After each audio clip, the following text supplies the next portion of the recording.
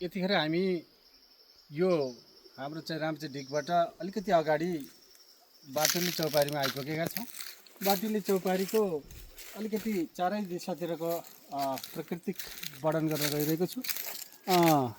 यहाँबाट तलपट्टि यहाँ पनि झम्मा खोला नै बगेको छ र झम्मा खोलाको माथिल्लोपट्टिको शिर पनि देख्न सकिन्छ। यहाँ माथि झम्मा भन्ने ठाउँतिरबाट बगेको हुनाले पहिल्यैदेखि ऐतिहासिक नाम यसको झम्मा खोला रहेको भन्ने भनाइ छ। त्योभन्दा माथि डाँडो हेर्न सक्नुहुन्छ, त्यहाँ चाहिँ बराहदेवको चाहिँ डाँडो छ।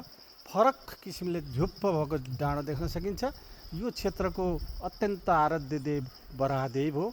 यहाँका मान्छेहरू त्यहाँ प्रत्येक पूर्णिमामा जान सक्छन्। मास्तिरपट्टि संरक्षित वन छ। पारीपट्टि पहिलाको बर्दले साइड 9 नम्बर वडा साबिक गेजाको 9 नम्बर वडाको चाहिँ संरक्षित वन देख्न सकिन्छ। अलिकति पारी छाप अनि राउ डाँडाहरू देख्न सकिन्छ। त्यसको काठमा चाहिँ तल लिकेको खेत देख्न सकिन्छ। हेर्नुहोस्, अब अहिले चाहिँ धानको सिजनमा अब धान पाक्न लागिसकेको छ लिकेको खेतमा।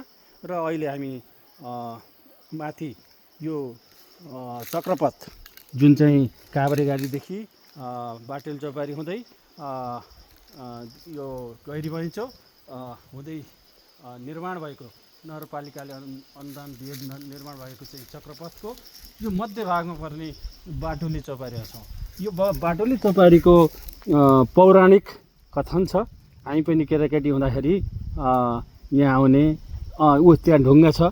त्यो ढुङ्गामा चाहिँ हामी बाघचाल खेल्ने गर्थ्यौँ। आजभोलिको खेलमा चाहिँ चेस प्रतियोगिता, चेसका गेमहरू खेले जस्तै हामी यहाँ माहारा आउँदाखेरि गाई बस्तुहरू चराउँदा, बाख्राहरू चराउँदा यहाँ चाहिँ बाघचाल खेलिने गरिन्थ्यो। यो बाघचालको नियम पक्कै पनि यहाँ खेलेर जाने साथीहरूलाई थाहा होला। कहाँ हुनुहुन्छ, देश विदेश कहाँ हुनुहुन्छ तपाईँहरू, यो बाटुली चौपारीमा बाघचाल खेल्नु भएकाहरूले तपाईँहरूले प्रतिक्रिया दिन सक्नुहुन्छ। अहिले यतिखेर हामी छौँ रामपुर नगरपालिका वार्ड नम्बर 10 को दुर्गा मन्दिर टोलको प्रस्तावित दुर्गा मन्दिर सामुदायिक वनको नजिकैको बाटुली चौपारी स्वामीको रुखमुनि। क्यामेरामा सुरज अधिकारीको साथमा म उपेन्द्र अधिकारी। धन्यवाद।